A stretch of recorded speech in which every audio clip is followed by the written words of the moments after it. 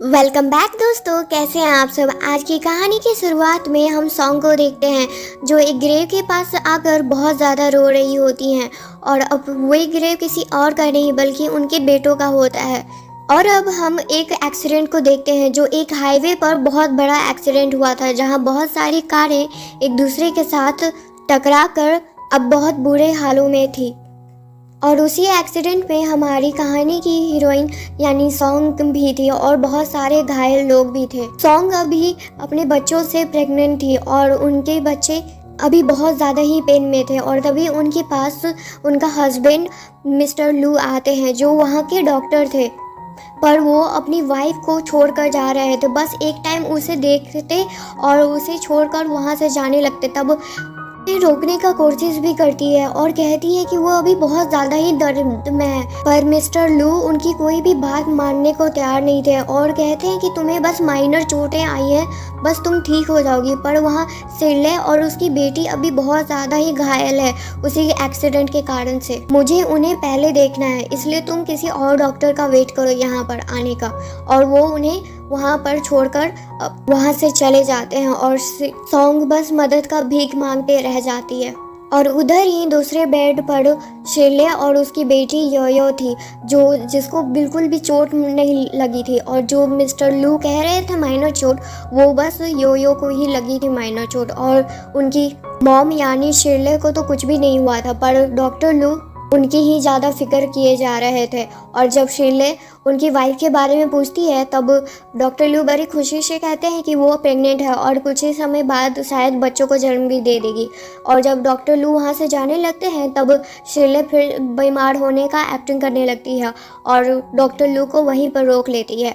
और सॉन्ग वही सब कुछ ये सब तमाशा देख रही थी और वो अपने बच्चों को बचाने के लिए वहाँ पर सभी डॉक्टर से और हेल्प करने के लिए भीख मांग रही थी। और यहाँ बस डॉक्टर लू उसी दूसरी फैमिली के साथ थे और चालाक शिरले बस किसी भी तरीके से डॉक्टर लू को उनकी बेटी के पास रोके हुई थी। और तभी वहाँ पर एक नर्स आती है डॉक्टर लू और शिरले के जाने के बाद। और बाकी सब भी डॉक्टर आते हैं क्योंकि सॉन्ग अब बहुत बुरे हाल में थी और उसी कारण से वो बेहोश भी हो जाती है। और सभी डॉक्टर जल्दी तो करते हैं पर उसका कोई फ़ायदा नहीं होता है। और जब सॉन्ग का आँख खुलता है तो वो सीधे अपने बच्चों के बारे में पूछती है, पर डॉक्टर बताते हैं कि उन्होंने बहुत कोशिश की पर वो उनके बच्चों को नहीं बचा पाए।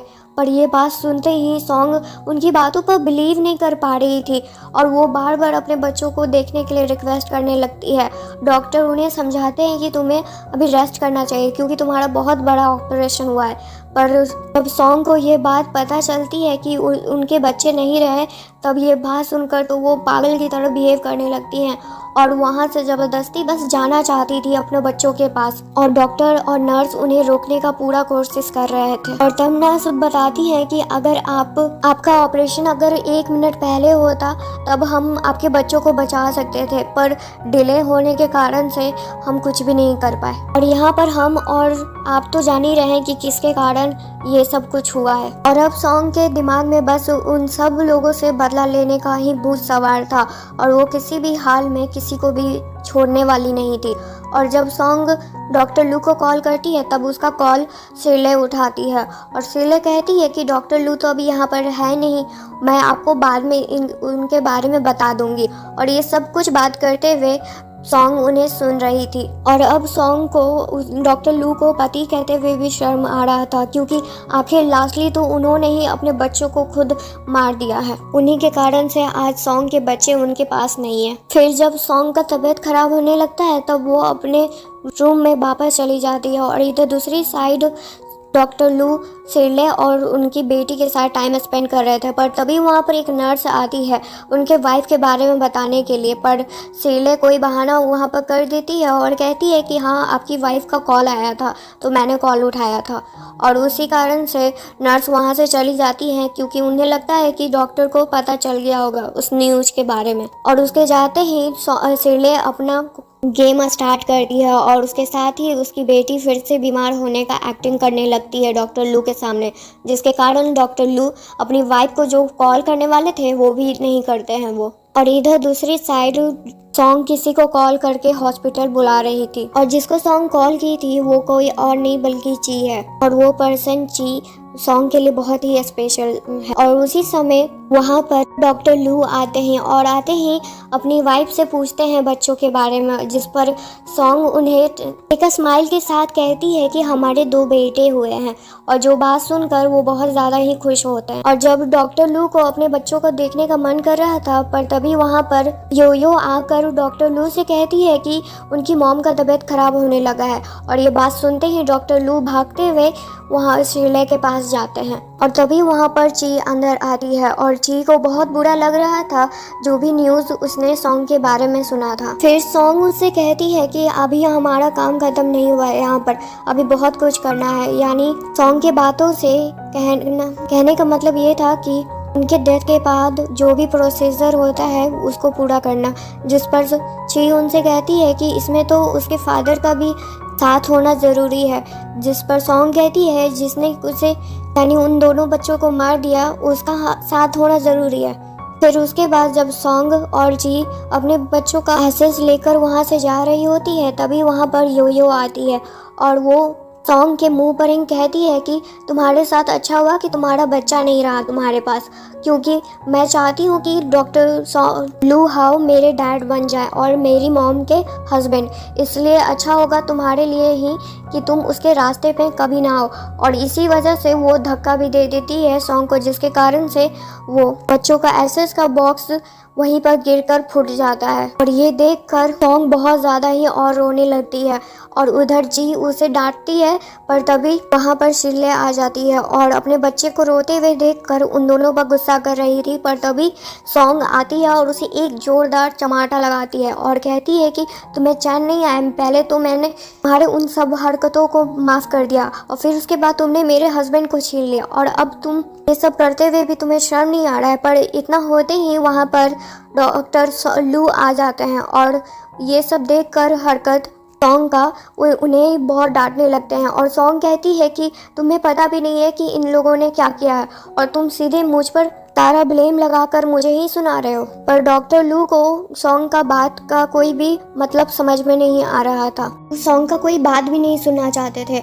और जैसे ही शेरले डॉक्टर लू को माफ़ी मांगने के लिए कहती है सॉन्ग से, तब वो उनकी बात तुरंत मान जाते हैं और वो ऐसा ही करते हैं जैसा शेरले चाहती थी। और ये सब देखकर सॉन्ग को बहुत ज़्यादा ही गुस्सा आ रहा था उस पर। और जब डॉक्टर लू अपने बेटों के बारे में पूछते हैं, तब सॉन्ग इशारा भी करती है, और वो नीचे इशारा कर रही थी, पर डॉक्टर लू 2 नर्स को 2 बच्चों को ले जाते हुए देख रहे थे, और उन्हें लगता है कि वही उनके बच्चे हैं। पर तभी वहाँ पर यो फिर से बीमार होने का एक्टिंग करने लगती है, और डॉक्टर लू उसे जल्दी में वहाँ से लेकर जाते हैं। बच्चों का एहसास देखकर बस इतना ही कह जा रही थी, और माफ़ी भी मांगती है अपने बच्चों से कि वो उन्हें प्रोटेक्ट नहीं कर पाई, पर उनके मन में और उनके दिल में बस अब बदले लेने का भूत सवार था। वो किसी भी हाल में उन लोगों को नहीं छोड़ने वाली थी। और इधर हॉस्पिटल में भी बहुत लोग बात कर रहे थे डॉक्टर लू के खिलाफ कि वो उनके बच्चे अभी उनके साथ ऐसा कुछ हो गया, पर डॉक्टर लू अपनी मिस्ट्रेस का ख्याल रखने में बिजी हैं और उनकी बेटी का। और इधर दूसरी साइड सॉन्ग अपने बच्चों के ग्रेवयार्ड पर आई हुई होती है उनसे मिलने के लिए। वो उनसे जितना भी माफ़ी मांग ले, पर सॉन्ग को लगता है कि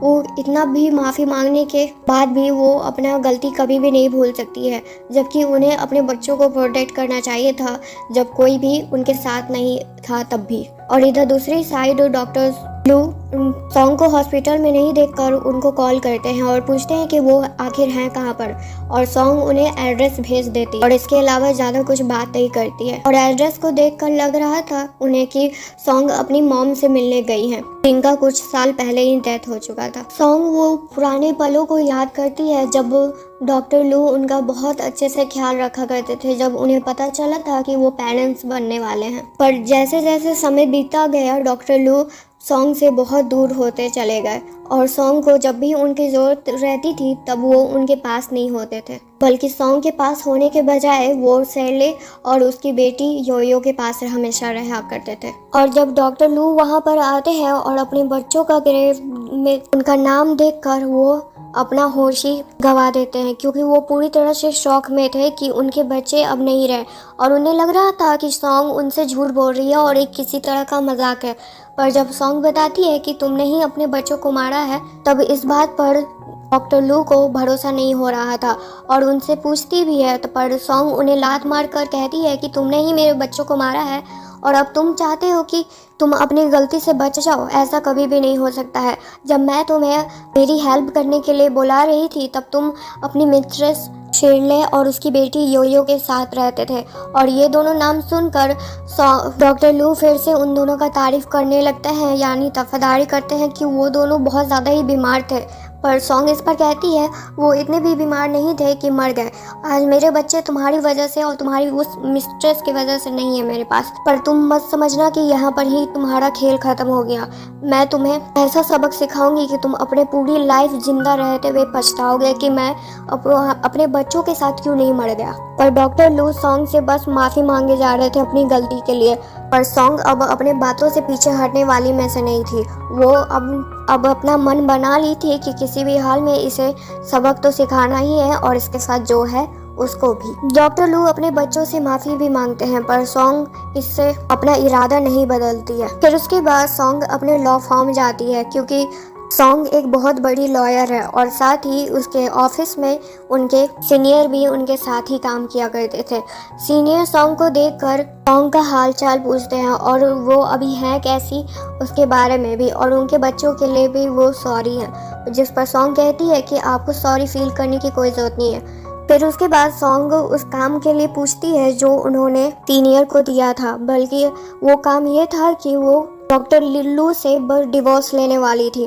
और जब सीनियर बताते हैं कि उनके फैमिली का जो घर है, यानी जहां उनकी मदर रहा करती थी और उनके फादर, उस घर को शिरले और उसकी बेटी योयो यूज़ कर रहे हैं और ये काम भी तुम्हारे हस्बैंड डॉक्टर लू ने ही किया होता है। और ये सब सुनते ही सॉन्ग बहुत ज़्यादा ही गुस्सा हो जाती है, क्योंकि वो नहीं चाहती थी कि उनके पेरेंट्स का घर कोई उनके अलावा कोई यूज़ करे, क्योंकि वहाँ पर उनकी मेमोरी है और वो नहीं चाहती थी कि ऐसा कुछ भी हो, खासकर ऐसे लोग जिनसे वो बहुत ज़्यादा ही नफ़रत करती थी। और जब सॉन्ग वहाँ से जा रही थी, तब ऑफिस के नीचे ही वहाँ पर डॉक्टर लू उनसे माफ़ी मांगने के लिए अपने घुटनों पर बैठे हुए थे। और जब वो उनसे माफ़ी भी मांग रहे थे सॉन्ग से, तब सॉन्ग को कोई भी फ़र्क नहीं पड़ रहा था और तभी वहाँ पर शिरले भी आ जाती है अपना एक्टिंग शुरू करने के लिए और अपना झूठा आंसू बहाते हुए सॉन्ग से माफ़ी मांगती है। पर सॉन्ग उसके ये सब नाटक देखकर बहुत ज़्यादा ही डिस्गस्टिंग फील कर रही थी और उससे मारते हुए कहती है कि अगर तुमको इतना ही एक्टिंग करने का शौक़ है तो कहीं ड्रामा में जाकर अपना एक्टिंग का हुनर दिखाओ। यहाँ पर ये सब तमाशा करने की कोई ज़रूरत नहीं है, पर तुम अपनी सज़ा के लिए तैयार रहो, क्योंकि वो कभी भी तुम्हारे साथ शुरू हो सकता है। पर इतना होने के बाद भी डॉक्टर लू अभी भी शिरले का ही साइड लेकर अपनी वाइफ को सुनाने लगते हैं, जबकि वो खुद घुटने पर बैठकर सॉन्ग से माफ़ी मांग रहे थे। वहाँ से चली जाती है और वो अपने पेरेंट्स के घर आकर घर का वो हालत देखकर बहुत ज़्यादा रो रही थी, क्योंकि उनके मॉम एंड डैड का फेवरेट थिंग जो वो इतने सालों से संभाल कर रखी हुई थी, वो इतना बुरे हालात में था। जिस घर को उनके मॉम डैड ने कितना मेहनत से बनाया था, आज वो हाल देखकर उन्हें बहुत ज़्यादा ही बुरा लग रहा था। पर तभी वहाँ पर योयो आती है और सॉन्ग को देखते ही रोना स्टार्ट कर देती है। पर तभी वहाँ पर सर्लिंग भी आ जाती है और उसके साथ डॉक्टर लू भी। डॉक्टर लू तो सॉन्ग को देखते ही माफ़ी मांगने वाले थे, क्योंकि वो उनके बिना बताए इस घर को सर्लिंग को दे दिए थे। पर उससे पहले ही सॉन्ग उन पर बरस जाती है और उसके बाद सर्लिंग पर भी, और उन तीनों को घर से बाहर निकाल देती है। और सर्लिंग का तो बहुत बुरा हाल था, पर डॉक्टर लू उसे अपने साथ लेकर चले जाते हैं, साथ ही योयो को भी। फिर उसके बाद सॉन्ग अपने सीनियर से कहती है कि वो अब इतना ज़्यादा कुछ नहीं सह सकती है। और फिर कुछ देर बाद देखते हैं सॉन्ग एक किंडरगार्टन स्कूल में थी, जो बहुत बड़ा स्कूल था किंडरगार्टन का, जहाँ पर शिरले भी काम किया करती थी। और उस स्कूल को सॉन्ग के तरफ से ही फंड मिलता था, इसीलिए वहाँ की प्रिंसिपल सॉन्ग से बहुत अच्छे से बात कर रही थी। पर जब सॉन्ग उन्हें बताती है कि शर्लिंग के पीठ पीछे क्या करती है, क्योंकि प्रिंसिपल उनको समझती थी कि शर्लिंग एक बहुत अच्छी टीचर है और साथ ही एक बहुत अच्छी ह्यूमन, पर ऐसा कुछ भी नहीं था। और सर्लिंग का रियलिटी जानकर प्रिंसिपल सीधे उन्हें बुलाकर फायर कर देती हैं और उसके बारे में भी बहुत सारे और टीचर को भी पता चल जाता है, क्योंकि सॉन्ग ने बहुत सारे फ़ोटो उसके मुंह पर फेंक दिए होते हैं और वो सारे फ़ोटो बाकी सब भी देख लिया करते हैं। और उसके बाद जब सॉन्ग घर पर आती है तब डॉक्टर लू उसे मनाने के लिए बहुत सारी तैयारी करके रखे होते हैं, पर डॉक्टर लू को ये बात पता नहीं थी कि इनके इतने ट्राई करने के बाद भी सॉन्ग उनकी कोई भी बात नहीं मानने वाली थी। और जब वो माफ़ी मांगते हैं तब उस पर सॉन्ग उन्हें कहती है कि तुम्हारी माफ़ी मांगने से क्या मेरे बच्चे वापस आ जाएंगे, जिस पर सॉन्ग आगे कहती है कि तुम्हें तो कोई शर्म भी नहीं आ रही है, इतना सब कुछ होने के बाद भी तुम्हें सिडली का रियल फेस नहीं दिख रहा है। डॉक्टर लू इस बात पर कहते हैं सॉन्ग से कि तुम्हें बस मिसअंडरस्टैंडिंग हुआ है, मेरे और सर्लिंग के बीच में ऐसा कुछ भी नहीं है जैसा तुम सोच रही हो। फिर उसके बाद सॉन्ग एक स्माइल के साथ कहती है कि अगर तुम्हें उस पर इतना ही भरोसा है तब मैं तुम्हें 1 मंथ का टाइम देती हूँ, बस तुम्हें 1 मंथ के अंदर ही उसका रियल फेस दिख जाएगा और किस टाइप की वो इंसान है वो भी। पर इस बात के लिए डॉक्टर लू तो मान ही जाते हैं क्योंकि उन्हें बहुत ज़्यादा ही अपने ऊपर कॉन्फिडेंट था कि शर्ले ऐसा कुछ भी नहीं करने वाली है जिससे वो गलत साबित हो जाए। और सॉन्ग को पूरा भरोसा था कि जो भी वो चैलेंज की है उसमें वही जीतेगी। पर सॉन्ग एक बात और कहती है कि अगर वो ये चैलेंज हारे तो इसके बाद डिवोर्स के लिए उन्हें साइन करना ही होगा, चाहे वो चाहे या नहीं। और अगले दिन ऑफिस में देखते हैं जहाँ पर यो फिर से सॉन्ग के पास आकर रोने लगती है और बहुत सारे ब्लेम सॉन्ग पर लगा रही थी जो भी उसकी मॉम ने उसे सिखाए थे। और ये सब तमाशा देखकर वहाँ के ऑफिस क्लर्क भी बहुत बात बनाने लगते हैं सॉन्ग के लिए। और तभी वहाँ पर सिल्ले भी आती है और अपने बच्ची को उस हाल में देखकर वो सारा चीज़ और ब्लेम सॉन्ग पर लगाती है कि वो आखिर एक बच्ची के साथ ऐसा क्यों कर रही है, वो एक छोटी सी बच्ची ही तो है। जिस पर सॉन्ग कहती है कि हाँ वो छोटी सी बच्ची है पर उसकी मॉम तो बड़ी है ना, जो भी भला वो सिखाएगी वो उसकी बच्ची तो वो ऐसा ही कहेगी। और तभी वहाँ पर सीनियर भी आते हैं और अपने आप को सरले के सामने इंट्रोड्यूस भी करते हैं। पर सरले को लग रहा था कि सॉन्ग का ये बॉयफ्रेंड है और उस डॉक्टर लू की पीठ पीछे वो किसी को डेट कर रही है। पर जब उसे पता चलता है कि वो एक बस वकील है तब सरले अपना ये थिंकिंग को बंद कर देती है। पर सीनियर सरले को बताते हैं कि अगर वो आगे से सॉन्ग का पब्लिक फिगर अगर वो खराब करने की कोशिश की तो उन्हें जेल भी जाना पड़ सकता है, क्योंकि जो भी रूमर्स वो फैला रही हैं उसके बारे में मुझे अच्छे से पता है। और सॉन्ग और सीनियर के जाने के बाद वहाँ पर जो भी कोवर्कर थे वो दोनों डॉटर और मदर को बुरा भला कहने लगते हैं। और अब उसी जगह पर देखते हैं जहाँ सरले और उसकी बेटी योयो ठहरी हुई थी और वहाँ पर डॉक्टर लू उन दोनों से मिलने आते हैं और इस बारे में उन्हें पता भी चलता है कि आज शर्ले के साथ क्या हुआ। और वो बात सुनकर डॉक्टर लू अपनी वाइफ पर बहुत ज़्यादा गुस्सा कर रहे थे। और उसी दिन हॉस्पिटल में देखते हैं जहाँ सॉन्ग अपना चेकअप कराने आई थी और डॉक्टर लू उससे बात करने का कोशिश करने लगते हैं। पर तभी सभी के मोबाइल में मैसेज आता है कि शर्ले और डॉक्टर लू के बीच में कुछ चल रहा है। और ये मैसेज को देखते ही डॉक्टर लू सीधे अपनी वाइफ पर पॉइंट आउट करते हैं और कहते हैं कि ये तुमने ही किया है। और ये बात सुनकर सॉन्ग उनसे कहती है कि पहला फिंगर तो तुम्हें अपनी मिस्ट्रेस शर्ले पर लगाना चाहिए, क्योंकि उसने मेरे खिलाफ बहुत सारी रूमर्स फैलाई है और इसी रूमर्स के कारण से डॉक्टर लू को हॉस्पिटल से सस्पेंड कर दिया जाता है। और फिर उसके बाद वहाँ हॉस्पिटल में शर्ले डॉक्टर लू से मिलने आती है। पर डॉक्टर लू का तो मूड पहले से ख़राब था क्योंकि वो अपने हॉस्पिटल से सस्पेंड हो चुके थे। पर जब शर्ले को ये बात पता चलती है कि डॉक्टर लू सस्पेंड हो गए हैं तब वो बात सुनकर तो वो हैरान होती है। पर साथ ही में डॉक्टर लू ये भी कहते हैं कि उनके बेटे के पास जाकर माफ़ी मांगनी होगी, क्योंकि यही डिमांड उनकी वाइफ का है। और अब उसी ग्रेव के पास देखते हैं और आज साथ ही में बहुत ज़्यादा बारिश हो रही थी। फिर सॉन्ग शर्ले को बुली करते हुए अपने बच्चों के सामने माफ़ी मंगवा रही थी। पर ऐसा बिहेवियर देखकर डॉक्टर लू सॉन्ग पर बहुत ज़्यादा गुस्सा कर रहे थे, पर सॉन्ग को ज़्यादा सा भी कोई फ़र्क नहीं पड़ रहा था और वो शर्ले को बुली करते हुए अपने बेटों के सामने उससे माफ़ी मंगवा रही थी। फिर उसके बाद जब सॉन्ग वहाँ से चली जाती है तब डॉक्टर लू अपनी वाइफ को पीछे से क्रश कर रहे होते हैं, यानी उसके बारे में बुरा भला कह रहे होते हैं जितना उनका मन चाह रहा था, क्योंकि डॉक्टर लू को शर्ले का ही बस फिक्र था और उसी का ही दर्द दिखता था। और अब अगले दिन देखते हैं जहाँ पर सॉन्ग अपने ऑफिस में काम कर रही थी, पर जबरदस्ती डॉक्टर लू उसके पास आता है उससे बात करने के लिए। वो अपने आप को ब्लेम करते हुए अपनी वाइफ के सामने दिखा रहे थे कि वो कितना गलत थे, पर सॉन्ग कहती है कि तुम्हारा एक्टिंग बहुत अच्छा है, कहाँ से सीखी तुमने, कहीं वो तुम्हारी मिस्ट्रेस तो नहीं जिसने तुम्हें ये सब एक्टिंग करना सिखाई है।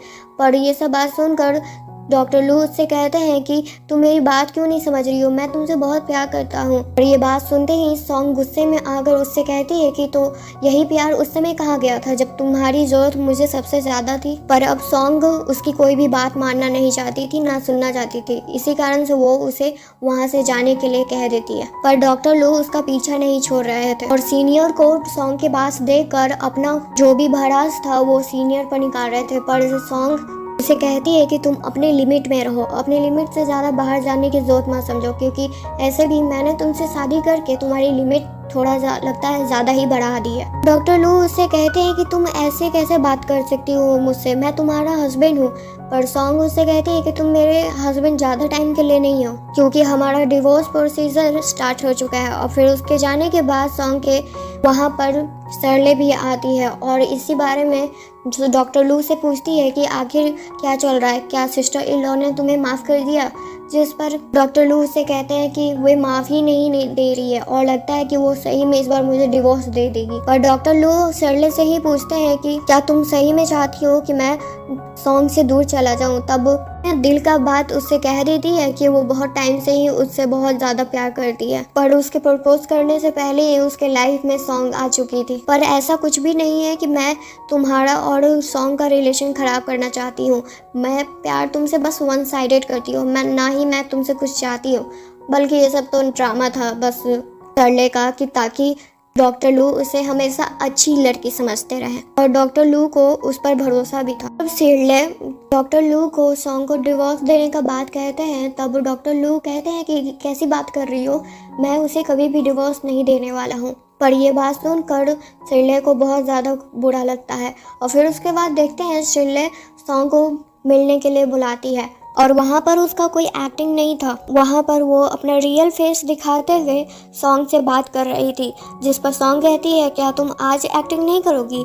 तब इस पर शर्ले कहती है कि मुझे करने की कुछ ज़रूरत ही नहीं है। और सीधे अपने पॉइंट पर आते हुए शर्ले डॉक्टर लू को छोड़ने के लिए कह रही होती है सॉन्ग से। पर इससे पहले सॉन्ग उससे छोड़ने का बात कहती, सॉन्ग जानना चाहती थी कि आखिर उसने ये सब कुछ किया क्यों, और इसके बारे में वो शर्ले से पूछती भी है।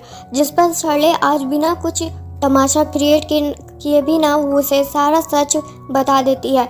और उसे पता भी नहीं था कि सॉन्ग ये सारी बातें और उसका हरकत लाइव रिकॉर्ड कर रही होती है। और जब इस बारे में शर्ले को पता चलता है तो वो बहुत ज़्यादा गुस्सा कर रही थी सॉन्ग पर और उस पर हमला करने के लिए भी कोशिश करती है, पर सॉन्ग उसे ही मजा सिखा देती है। और वहाँ पर बैठे लोग सारा ये सब तमाशा देख रहे होते हैं और लास्टली डॉक्टर लू को भी इस बारे में पता चल जाता है और वो सॉन्ग पर बहुत ज़्यादा गुस्सा थे।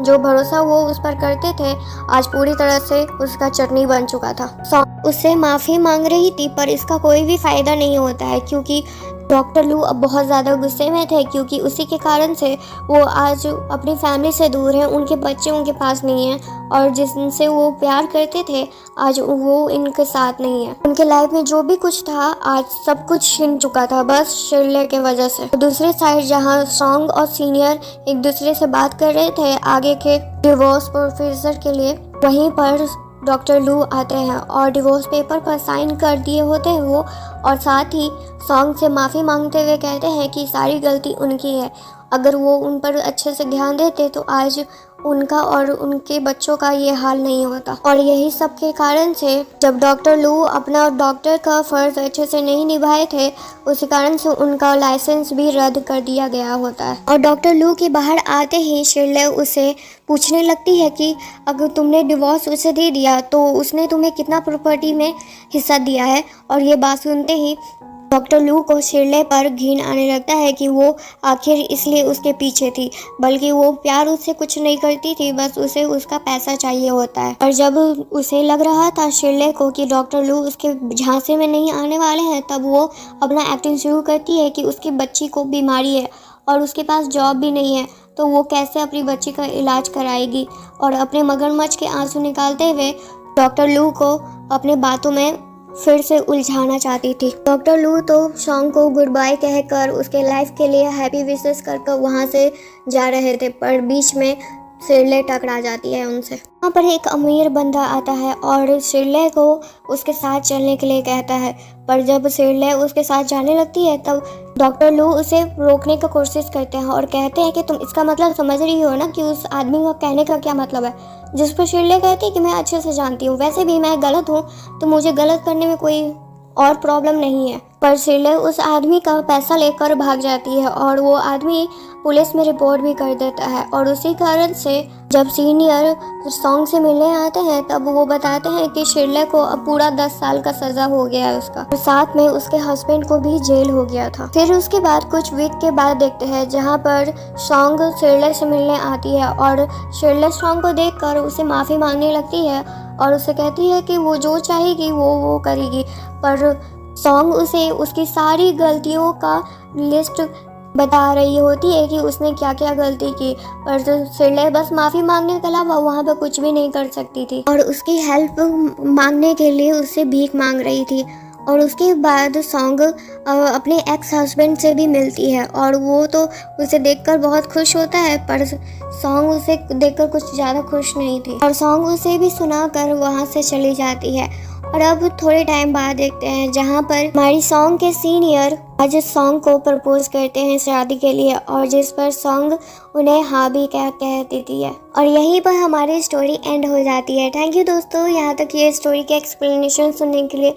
प्लीज़ कमेंट करके बताइएगा कि आपको मेरी एक्सप्लेनेशन कैसी लगी। अगर कोई गलती हो गई होगी तो प्लीज़ सॉरी उसके लिए। मैं अभी भी अपने ऊपर काम कर रही हूँ। Thank you for watching. Please like and subscribe करके जरूर जाइएगा। Thank you.